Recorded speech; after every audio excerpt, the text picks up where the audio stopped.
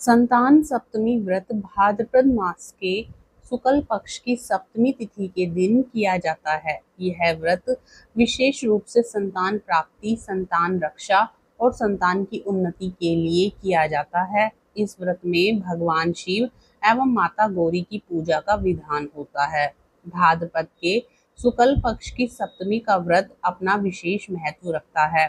सप्तमी का व्रत माताओं के द्वारा किया अपनी संतान के लिए किया जाता है। इस व्रत को करने वाली माता को प्रातः काल में स्नान और नित्यक्रम क्रियाओं से निवृत्त होकर स्वच्छ वस्त्र धारण करने चाहिए।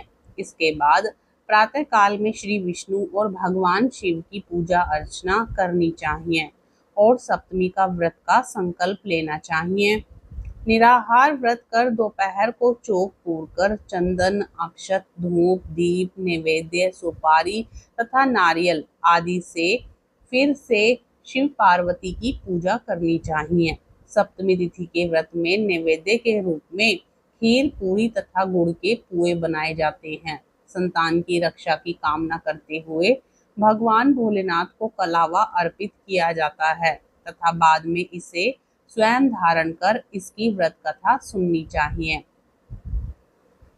एक दिन महाराज युधिष्ठिर ने भगवान से कहा, हे प्रभु, कोई ऐसा उत्तम व्रत बतलाइए जिसके प्रभाव से मनुष्यों के अनेकों संसारिक कलेश दुख दूर होकर वे पुत्र एवं पौत्रवान हो जाएं। यह सुनकर भगवान बोले, हे राजन, तुमने बड़ा ही उत्तम प्रश्न किया है। मैं तुमको एक पौराणिक इतिहास सुनाता हूँ, ध्यान पूर्वक सुनो। एक समय लोमस ऋषि ब्रजराज की मथुरापुरी में वसुदेव के घर गए।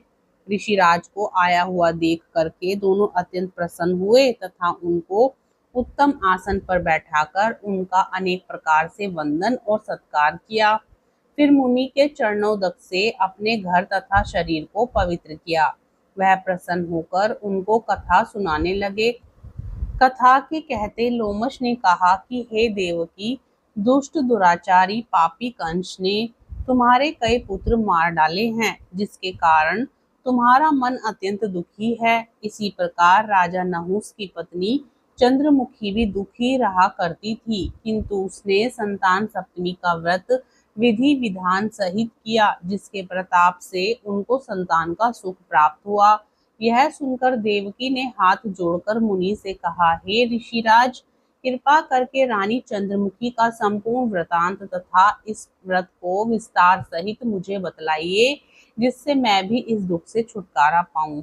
लोमश ऋषि ने कहा कि हे देवकी, अयोध्या के राजा नहुस थे। उनकी पत्नी चंद्रमुखी अत्यंत सुंदर थी। उनके नगर में विष्णुगुप्त नाम का एक ब्राह्मण रहता था। उसकी स्त्री का नाम भद्रमुखी था। वह भी अत्यंत रूपवती सुंदरी थी। रानी और ब्राह्मणी में अत्यंत प्रेम था। एक दिन वे दोनों सरयू नदी में स्नान करने के लिए गई। वहां उन्होंने देखा कि अन्य बहुत सी स्त्रियां सरयू नदी में स्नान करके निर्मल वस्त्र पहनकर एक मंडप में शंकर एवं पार्वती की मूर्ति स्थापित करके पूजा कर रही थी। रानी और ब्राह्मणी ने यह देखकर उन स्त्रियों से पूछा कि बहनों, तुम यह किस देवता का और किस कारण से पूजन व्रत आदि कर रही हो? यह सुनकर स्त्रियों ने कहा कि हम संतान सप्तमी का व्रत कर रही हैं और हमने शिव पार्वती का पूजन चंदन, अक्षत आदि से षोडोपचार विधि से किया है।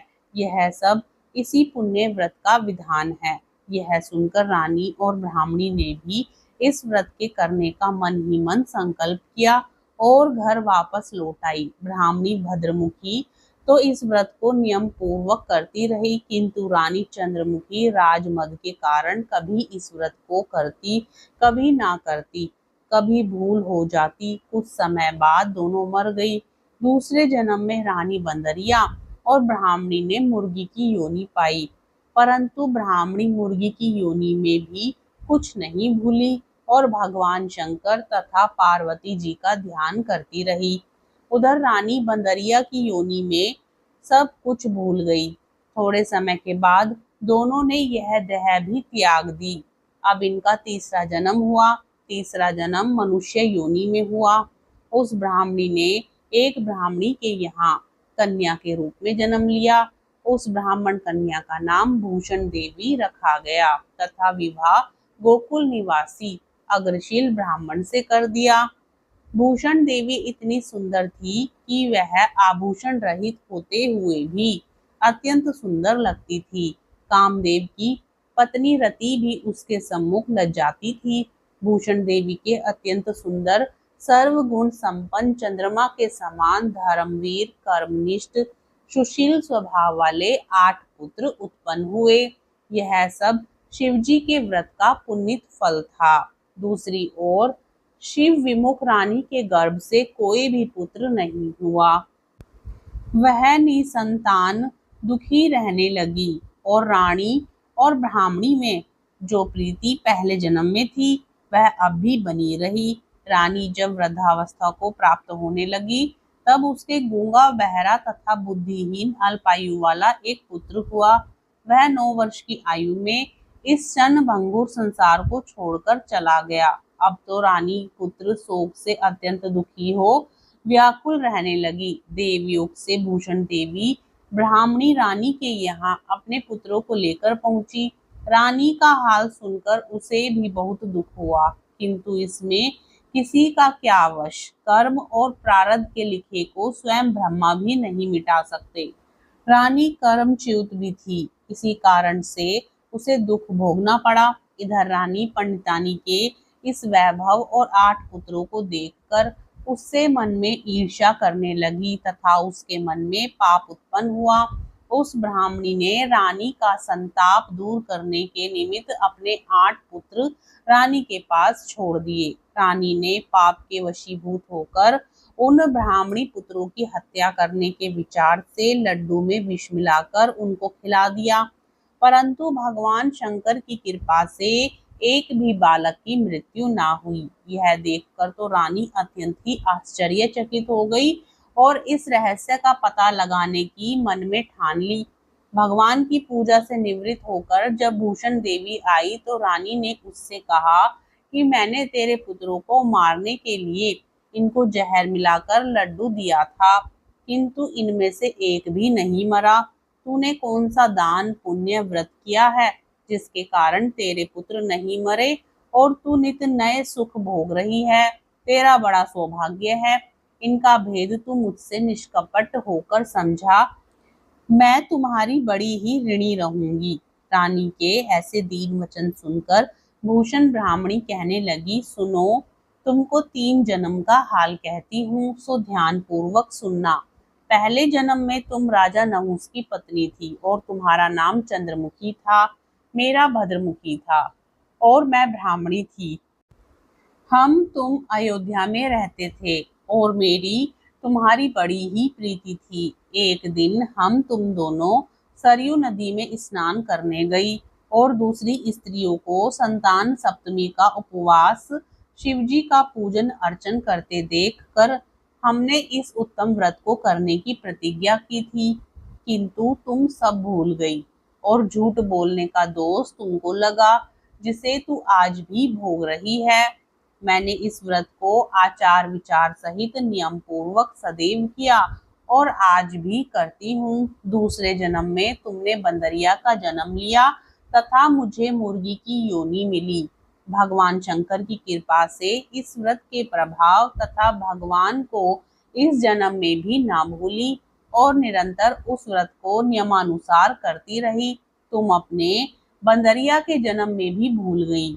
मैं तो समझती हूँ कि तुम्हारे ऊपर यह जो भारी संकट है उसका एकमात्र कारण यही है और दूसरा कोई इसका कारण नहीं हो सकता। इसलिए मैं तो कहती हूँ कि आप सब भी संतान सप्तमी के व्रत को विधि सहित करिए, जिससे आपका यह संकट दूर हो जाए। लोमस ऋषि ने कहा, हे देवकी, भूषण ब्राह्मणी के मुख से अपने पूर्व जन्म की कथा तथा व्रत संकल्प इत्यादि सुनकर रानी को पुरानी बातें याद आ गई और पश्चाताप करने लगी तथा भूषण ब्राह्मणी के चरणों में पड़कर क्षमा याचना करने लगी और भगवान शंकर पार्वती जी की अपार महिमा के गीत गाने लगी। उस दिन से रानी ने नियमानुसार संतान सप्तमी का व्रत किया। जिसके प्रभाव से रानी को संतान सुख भी मिला तथा संपूर्ण सुख भोगकर रानी शिवलोक को गई। भगवान शंकर के व्रत का ऐसा प्रभाव है कि पथ भ्रष्ट मनुष्य भी अपने पथ पर अग्रसर हो जाता है और अनंत ऐश्वर्य भोगकर मोक्ष पाता है। लोमस ऋषि ने फिर कहा कि देवकी, इसलिए मैं तुमसे भी कहता हूँ कि तुम भी इस व्रत को करने का संकल्प अपने मन में करो, तो तुमको भी संतान सुख मिलेगा। इतनी कथा सुनकर देवकी हाथ जोड़कर लोमस ऋषि से पूछने लगी, हे ऋषिराज, मैं इस पुनित उपवास को अवश्य करूंगी, किंतु आप इस कल्याणकारी एवं संतान सुख देने वाले उपवास का विधान, नियम आदि विस्तार से समझाइए। यह सुनकर ऋषि बोले, हे देवकी, यह पुनित उपवास भादो भाद्रपद के महीने में शुक्ल पक्ष की सप्तमी के दिन किया जाता है। उस दिन ब्रह्म मुहूर्त में उठकर किसी नदी अथवा कुएं के पवित्र जल में स्नान करके निर्मल वस्त्र पहनने चाहिए।